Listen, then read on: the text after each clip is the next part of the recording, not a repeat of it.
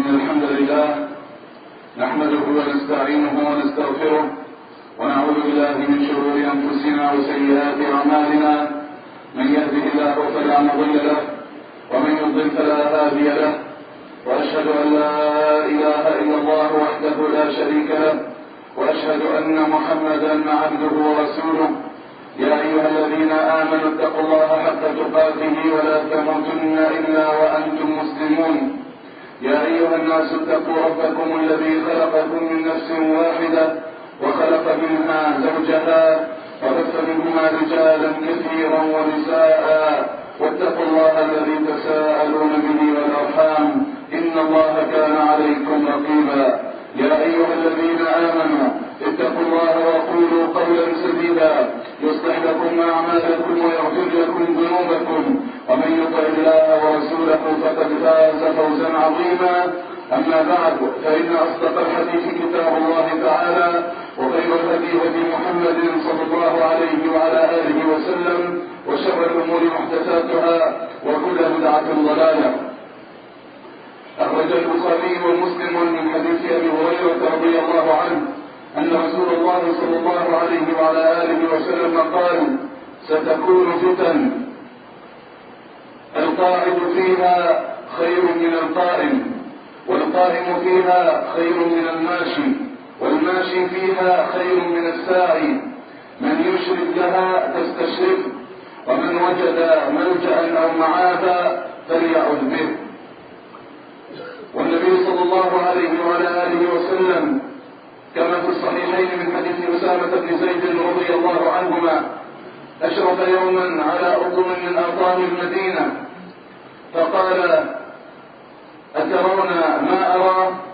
إني أرى الفتن خلال بيوتكم كمواقع القطر. وهذا من دلائل نبوة النبي صلى الله عليه وعلى آله وسلم، حيث كان هذا تنبيها منه صلى الله عليه وسلم على كثرة الفتن واشتدادها، فكانت فتن كثيرة واصلة وحاصلة حتى في مدينة رسول الله صلى الله عليه وعلى آله وسلم. وحصل على الأمة شر وفساد، وحصلت الأمة بعد عن الحق وظلم كثير وكبير.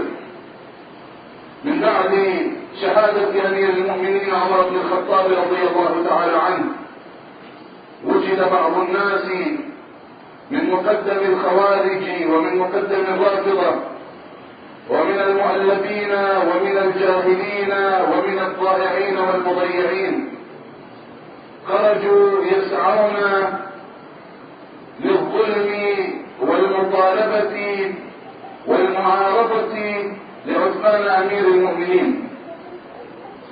وعثمان رضي الله تعالى عنه لأنه كان خليفة عادلا وإماما راشدا وثابتا على الحق مسددا، كان على الصواب في مثل هذه الفتن. رسول الله صلى الله عليه وعلى آله وسلم كما ثبت في الصحيح قال لعثمان رضي الله عنه، وأخبر عثمان رضي الله عنه وبين لعثمان رضي الله عنه أن فتنا ومحنا وأحداثا ستكون وستحصل في خلافته، وسيكون فيها مقتله، كما في مسند الإمام أحمد أن النبي صلى الله عليه وسلم خلى بعثمان، يعني أخذ عثمان في مكان وبعض الصحابة ينظرون، فأخذ يكلم عثمان فيما بينه وبينه، ولون عثمان يتغير. أخبره النبي صلى الله عليه وسلم أن فتنة ستحدث وستكون وأن فيها مقتله. ومع هذا فقد قال له النبي صلى الله عليه وسلم: إذا قد مسك الله قميصا فأرادك المنافقون على خلعه فلا تخلعه.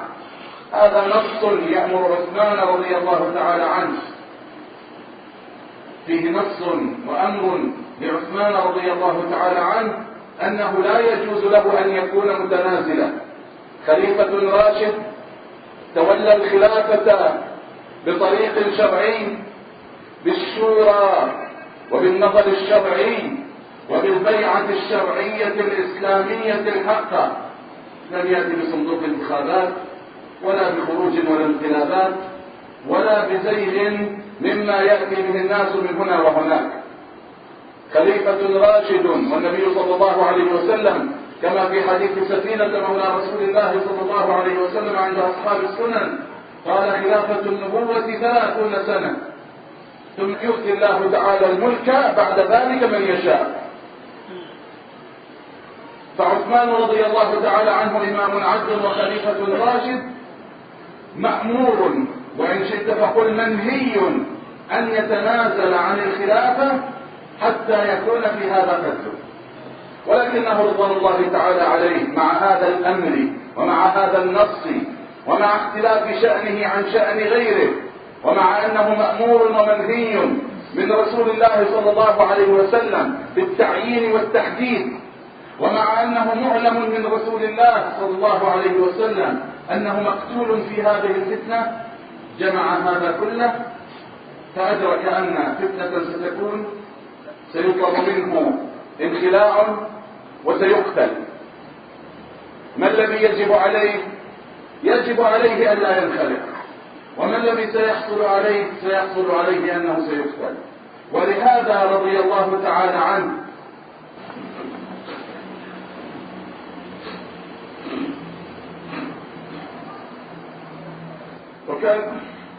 وكان البر الراشد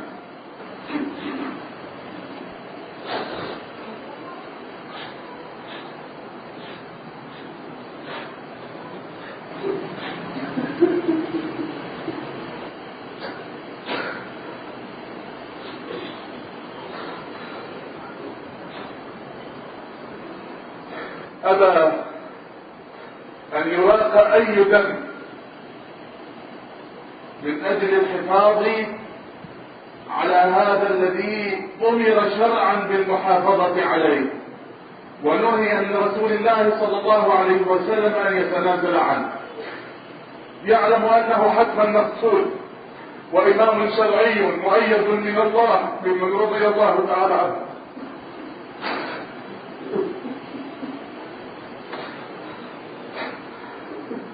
لكن أبى رضي الله عنه أن يدخل المسلمين في فتنة أو أن يدخلهم في محنة أو أن يراق دم أي شخص حتى من هؤلاء المخالفين، حتى من هؤلاء الآثمين، حتى من هؤلاء المفتونين.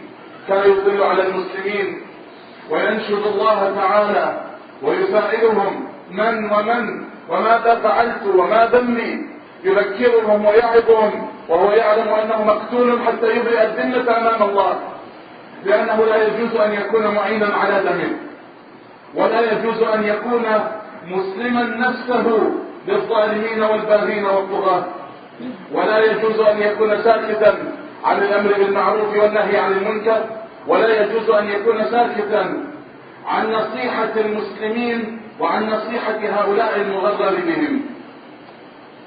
ولهذا توصلوا إليه ووصلوا إليه وقتلوه رضي الله تعالى عنه، وأبى أن يحرسه من أتى من الصحابة وأبنائهم رضي الله تعالى عنهم، وأبى أن تدور معركة، وأبى أن يصد هؤلاء المحاصرون وهؤلاء المهاجمون رضوان الله تعالى عليه. حال دون هذا وهو يعلم أنه مقتول، حتى لا يسفك بين المسلمين دم، وحتى لا تحصل بين المسلمين فتنة. ولماذا كان عثمان ممتنعا عن التنازل وممتنعا عن أن يكون تقاتل؟ لأنه يعلم أنه لا يجوز له خصيصا بالنص من رسول الله له على التعيين والتخصيص أن يتنازل، ولأنه يعلم أنه مقتول فلا داعي للتقاتل. فكان ما كان، وقضى الله تعالى ما قضى، وقضى عثمان شهيدا رضي الله تعالى عنه. جاء من بعده أمير المؤمنين علي بن أبي طالب رضي الله عنه. أهل الفتنة موجودون يحافظون ويدسون ويبثون، وكلام يطول شرحه فيما تعلق بهذا. فكان من فعل هؤلاء الغوغاء السبرية أن سعوا أن يحصل تقاتل بين المسلمين في موقعة سميت موقعة الجمل، ولم يكن فريق من الفريقين راغبا في قتال الآخر، ولا كان الجيش الذي فيه طلحة والزبير ومعهما ومع غيرهما أم المؤمنين عائشة رضي الله تعالى عنها، لم يكن هذا الجيش أو هذه المجموعة لم تكن راغبة في قتال أمير المؤمنين علي، ولم يكن أمير المؤمنين علي رضي الله تعالى عنه راغبا في قتال أحد منهم، لكن المحرشون المشوشون المهيجون الذين يسعون بالشر والسوء بين المسلمين لإشعال الفتن وإيجاد المحن فعلوا ما فعلوا وأقاموا ما أقاموا وصنعوا ما صنعوا، حتى حصل التقاتل وحصل قتل لمن قتل، ممن كان يمر عليهم أمير المؤمنين رضي الله تعالى عنه بعد المعركة، ويرجو أن يكونوا جميعا داخلين في قوله تعالى: ونزعنا ما في صدورهم من غل إخوانا على سرر متقابلين، مع ما حصل بينهم من التقاتل.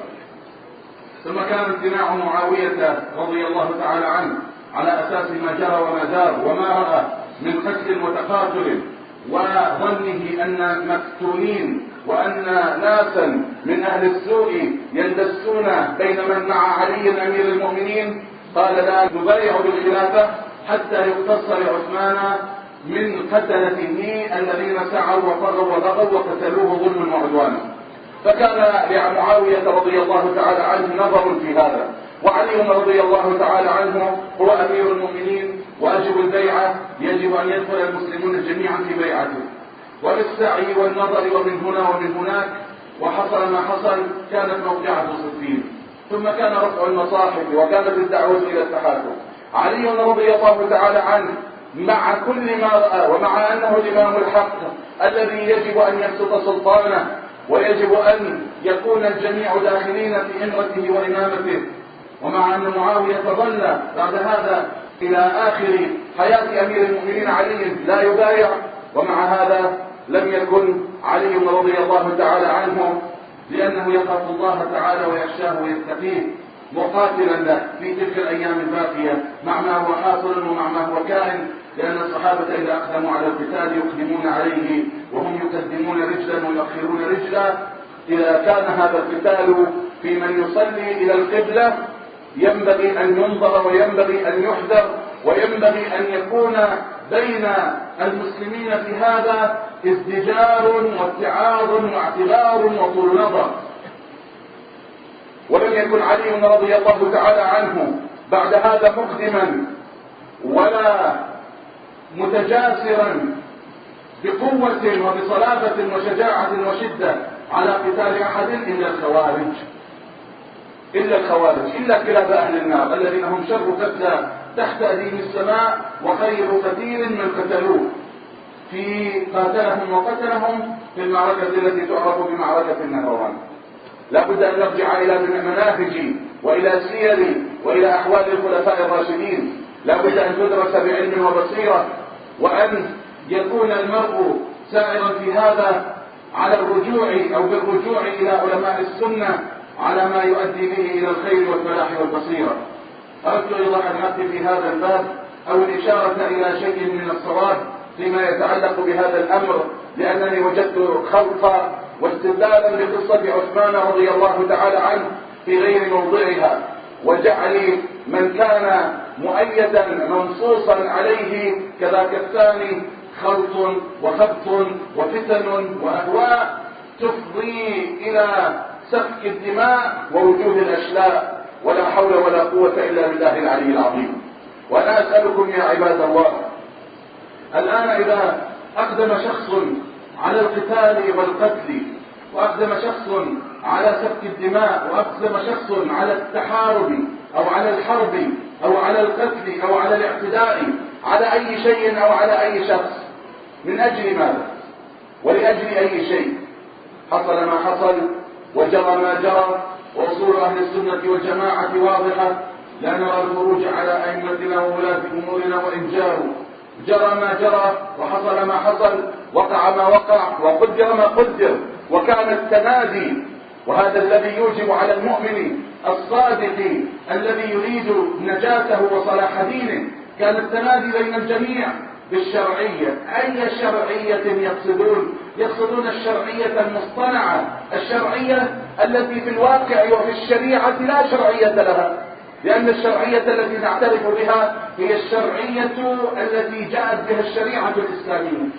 يقولون إنكم ستذبحون الديمقراطية، إن الناس بسبب هذه الأحداث سيكفرون بالديمقراطية، وهل الواجب الشرعي على المسلم إلا أن يكون كافرا بكل مبدأ أو دستور أو قانون أو فكر أو أيديولوجية تخالف الإسلام وتصادمه كالديمقراطية والليبرالية وسائر الأطروحات والمفردات العلمانية والكفرية التي تروج بين المسلمين، وصار القتال والجهاد والاستشهاد لأجلها، ولا حول ولا قوة إلا بالله.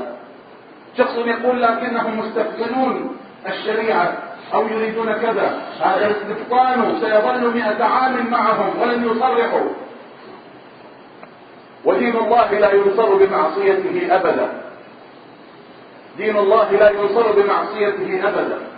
ورسول الله صلى الله عليه وسلم أخبر أن خلافة على منهج النبوة ستعود في آخر الزمان، خلافة أولا على منهج النبوة، وهذه كانت خلافة الخلفاء الراشدين المهديين رضي الله تعالى عنهم وعن الصحابة أجمعين، ثم ملك ورحمة، ثم ملك عضوض، ثم ملك وجبرية، ثم خلافة على منهج النبوة. الخلافة على منهج النبوة بأي سبيل ترجع، من أي طريق نصل إليها؟ بالخروج المسلح؟ لا تعرف طائفة كما يقول شيخ الإسلام ابن تيمية خرجت على حاكم من الحكام المسلمين إلا وترتب على خروجها من المضار أضعاف ما أرادت تغييره من المنكر. هذا معنى كلامه. أرادت أن تنكر منكرا ترتب على خروجها من المنكر أعظم مما أرادت أن تنكر. الخروج على الحكام المسلمين مهما كانوا ظلمة أو جورة أو غشمة أو مبتدعة لا يأتي بخير. في كل حاكم مسلم حصل له تغلب، في حاكم أزيل قريبا أو في حاكم أزيل بعيدا، لا يكون في هذا الخير، لأن خلاف ما جاء به رسول الله صلى الله عليه وسلم لا يأتي بالخير أبدا. والنبي صلى الله عليه وسلم قال كما في صحيح البخاري من حديث أنس: اسمعوا وأطيعوا ولو كان عبدا حبشيا كأن رأسه زبيبا. الخلافة على منهج النبوة بطريق الانتخابات، بطريق التصويتات، بالدساتير، بالقوانين الوضعية الأرضية، بالمخترعات البشرية، بالمناهج الكفرية، بالأيديولوجيات الغربية. هذا الذي سينصر به الإسلام، وهذا الذي ستطبق به الشريعة، وهذا الذي تحشد الحشود للجهاد والاستشهاد في سبيله. هذا الذي سيصنع الخلافة. العجيب أن بعض الناس يظنون هكذا، وتجد ناسا الآن من أدعياء الذين يدعون السلفية ويدعون أنهم من التيارات الإسلامية، بعضهم يقول لا تسفكوا الدماء، ثقوا بأن المستقبل للإسلام جيد. يقول كتلتنا التصويتية أكبر كتلة. هذا الذي تعول عليه في نصرة الإسلام، هذا الذي عليه التعويل في نصرة الإسلام، أن الكتلة التصويتية لمن يقال لهم الإسلاميون هي أكبر كتلة. هذا الذي عليه التعويل. هذا جاء به شيء من دليل أو شبه دليل في كتاب الله أو سنة رسول الله صلى الله عليه وعلى آله وسلم. صدق رسول الله صلى الله عليه وعلى آله وسلم إذ قال كما في صحيح مسلم من حديث أبي هريرة رضي الله تعالى عنه: بدأ الإسلام غريبا وسيعود غريبا كما بدأ، فطوبى للغرباء. الذي يتأمل ما يحدث وما يدور، ويتأمل ما يجري وما يرى من فتن وما يكون على الأمة من محن، يعجب إذا ما وجد ناسا يوفقهم الله سبحانه وتعالى لفهم الصواب الذي ينبغي أن يسلك، لأن كثيرا من الناس لا يتصورون هذا الصواب أصلا ولا يتخيلونه خيالا حتى، ولا حول ولا قوة إلا بالله. بدأ الإسلام غريبا وسيعود غريبا. منهج الإسلام الحق، منهج الإسلام الأصيل، المنهج السلفي الحق ليس مناهج الادعاء والخواء والغوغاء. المنهج الإسلامي منهج الفرقة الناجية والطائفة المنصورة، منهج أهل السنة والجماعة، منهج أهل الحديث والأثر. هذا المنهج غريب غريب غريب غريب غريب غريب، حتى إن كثير الناس ينظرون إليه وهم لا يبصرون، وإذا دعوتهم إليه كأنهم لا يسمعون. ولا حول ولا قوة إلا بالله العلي العظيم. الحمد لله رب العالمين، والعاقبة للمتقين ولا عدوان إلا على الظالمين، وصلى الله وسلم وبارك على نبينا محمد وعلى آله وصحبه أجمعين. أما بعد، الاحتجاج إنما هو بكتاب الله وسنة رسول الله صلى الله عليه وسلم، ولكن لا مانع أن نذكر شيئا من التاريخ تكون فيه عبرة لمن يفهم ويعتبر، وعن الباطل ينزجر. وهذا تاريخ قريب. في الجزائر دخل ناس ينسبون لبعض التيارات التي يقال لها إسلامية. طبعا هذه أصلا التعبيرات، يقول التيارات الإسلامية والإسلاميون. أصلا لماذا توجد هذه الإطلاقات والتيارات؟ هذا مسلم لا يتحزب، ولا يجوز تفرقة المسلمين إلى جماعات وأحزاب وشيع وفرق، أو هو ليس مسلما، هو كافر، مستقيم أو منحرف، سني أو مبتدع. هذا هو. أما أن نقول إسلاميون، هناك مسلمون وإسلاميون، وهذه أشياء ما أنزل الله بها من سلطان، وهذه من مصطلحاتهم التي انبنت على جهالاتهم وضلالاتهم. هذا واحد. فناس من هؤلاء الذين يقال لهم إسلاميون دخلوا الانتخابات. هذا من سنة 92 بالتاريخ الإسلامي. نجحوا نجاحا في الظاهر، نجاحا لاهرا، وفازوا فوزا كاسحا كما يقال، يقول بأغلبية 88%. الشيخ الألباني رحمه الله لما جاء وقيل له إن جبهة الإنقاذ قد نجحوا في الانتخابات وفازوا، والآن يعني صار تحكيم الشريعة قاب قوسين أو أدنى، وعز الإسلام، وبعد قليل لعله ستعلن الخلافة، كما كان بعض الجهلة المغامرين يقولون في مصر في بعض القنوات الفضائية. يقول لما دخلوا الاستفتاء الأول في الشهر الثالث قبل سنتين وصوتوا عليه، قال أخذوا يقول وقفة تحية وحيي بها الشعب المصري، ونحن قريبا ستكون الخلافة ثم ننطلق إلى فلسطين، في أجل استفتاء لا يقدم ولا يؤخر، قال سننتصر وسنفتح فلسطين وسنقيم خلافة وإلى آخره.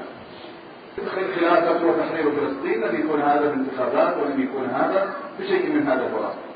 المهم، الشيخ الألباني لما عرض عليه هذا الكلام قال هذه فقاقيع. الفقاقيع والصابون تعرفون تخرج هكذا ثم قليلا وتذهب كأنها لا شيء. فبعض الناس استغرب كيف يقول فقاقيع والصابون؟ لكنه بصيرة نافذة، علم بالشريعة يجعله يقول هذا الكلام. ما هي إلا أيام حتى ألغى العسكر الجيش ألغى نتائج الانتخابات. لا يوجد شيء، لا يوجد حكم، مجرد لا تحكم.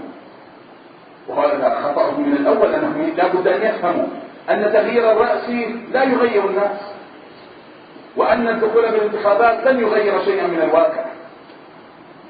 لا بد أن نمشي على منهج الأنبياء. رسول الله عرض عليهم الكفار كما جاء في السيرة أن يملكوه عليهم فأبى إلا أن يوحدوا الله.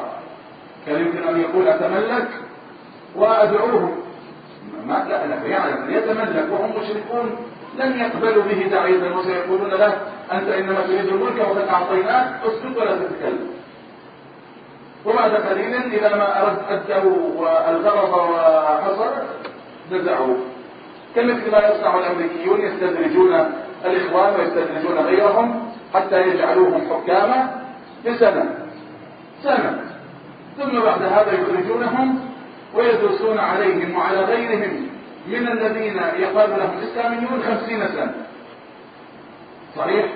لا نريدكم ولا نريد حكما يقال الإسلام وطيب. وفي الواقع حصل في هذه السنة تحكيم للشريعة أين المهم لما حصل هذا الأمر في الجزائر وألغيت الانتخابات، كثير من هؤلاء لجأوا إلى السلاح. طبعا لا يجوز أن نحكم بالانتخابات، إذا لماذا؟ بالسلاح.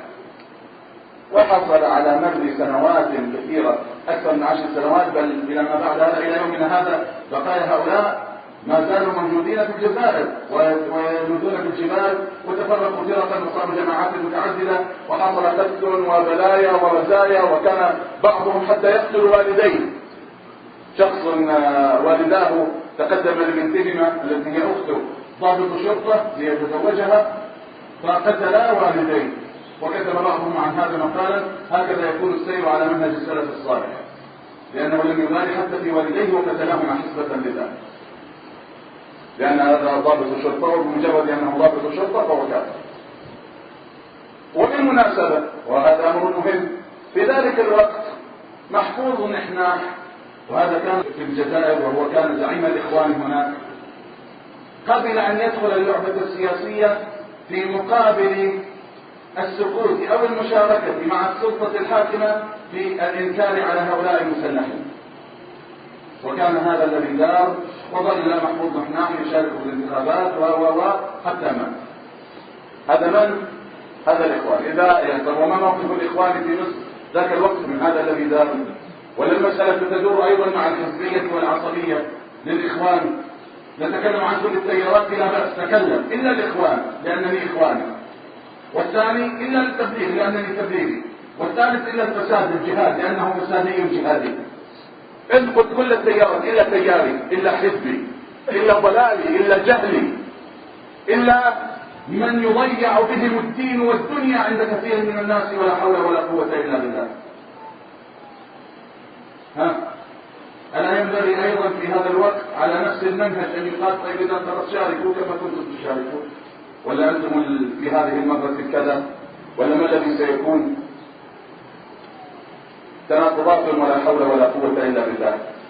ويؤدي إلى كل هذا البعد عن منهج النبوة. المسلمون يحتاجون إلى تعليم، إلى أن يفهموا دين الله، إلى أن يرجعوا إلى كتاب الله وسنة رسول الله صلى الله عليه وسلم. لا يجوز لمن يواجه الناس بأنه داعية أن يشغل الناس بالانتخابات وبالمظاهرات وبالهراءات وبالانحرافات يمينا وشمال. أشغل الناس بتعلم الحق والهدى من كتاب الله ومن سنة رسول الله صلى الله عليه وسلم. علمهم العقيدة الصحيحة، وتعلمها أنت أولا حتى تعلمهم. فاقد الشيء لا يعطيه، وهذا الحاصل في أكثر هؤلاء من الإخوان ومن تشبه بهم من يدعي السلفية والمنهج السلفي هم عنه بعيدون.